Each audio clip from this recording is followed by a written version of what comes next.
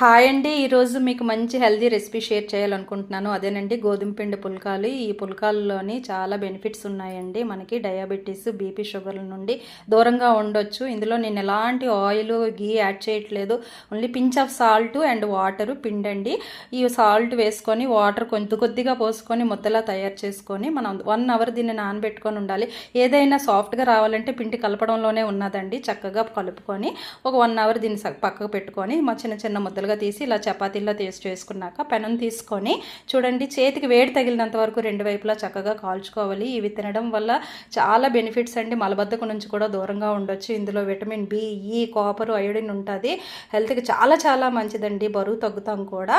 ఇప్పుడు అదే చపాతీని మనము ఇలాగా హై ఫ్లేమ్లోని ప్లక్కర్తోని వేసి కాల్చుకుంటే చూడండి ఎంత చక్కగా పొంగి మంచి సాఫ్ట్గా వచ్చాయి కదా. అందరూ హెల్తీగా ఉండండి, అందులో మేము కూడా ఉండాలి. Thank you for watching my channel.